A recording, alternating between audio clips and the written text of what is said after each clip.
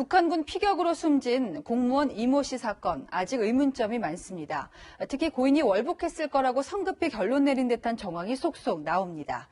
이 씨가 실종 직전에 꽃게 구매 대행을 진행했다는 사실도 채널A에서 단독으로 보도해드린 바가 있는데, 해경도 이런 사실을 중간 수사 결과 발표 전 직접 확인했다는 정황이 저희 추가 취재로 드러났습니다. 또 하나의 월북 근거였던 해경의 인체 모형 표류 실험도 사실상 엉터리였습니다. 먼저 남영주 기자, 이어서 김명곤 기자가 보도하겠습니다. 공무원 이모 씨가 실종된 날은 누나에게 꽃게를 보내겠다고 한 당일이었습니다. 가족들이 구매자를 모으면 자신이 꽃게를 싸게 사서 1kg당 8,000원에 택배로 보내주겠다고 한 겁니다. 실종 직전까지도 꽃게 구매 대행위를 한 건데, 지난달 29일 해경의 중간 수사 발표에는 이런 내용이 빠졌습니다.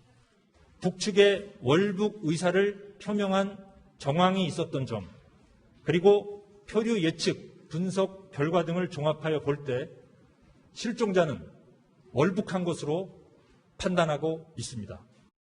채널A 취재 결과 해경은 이 씨에게 꽃게를 공급하기로 한 판매자를 찾아 참고인 신분으로 조사한 것으로 확인됐습니다.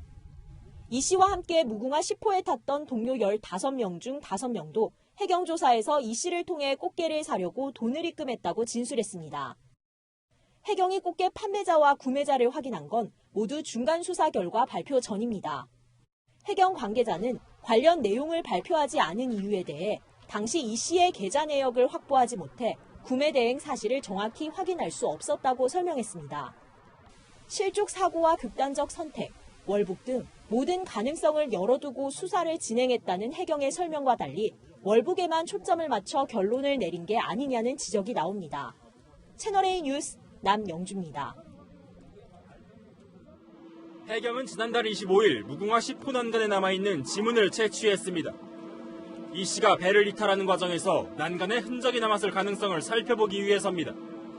그런데 지문 감식 결과 난간에서 이 씨의 지문은 나오지 않은 것으로 확인됐습니다. 난간 높이는 1.2m로 키 180cm인 이 씨가 손을 짚지 않고 넘기는 쉽지 않습니다. 월북 의도를 갖고 배에서 이탈했다고 단정짓기에는 의문이 남는 대목입니다. 하지만 해경 관계자는 강한 바람과 바닷물의 염분 탓에 지문이 제대로 채취되지 않았을 수 있다고 설명했습니다. 앞서 해경은 고장난 선내 CCTV가 외부의 힘으로 파손됐는지 확인하기 위해 국립과학수사연구원에 포렌식을 의뢰했습니다. 실종 전날인 9월 20일 08시 02분까지 동영상이 저장되어 있었고, 현재 정밀 감식을 위해 CCTV 하드디스크 원본 등을 국과수에 제출하였으며, 감식 결과 CCTV는 전원 공급 불량으로 녹화가 되지 않은 것으로 확인됐습니다.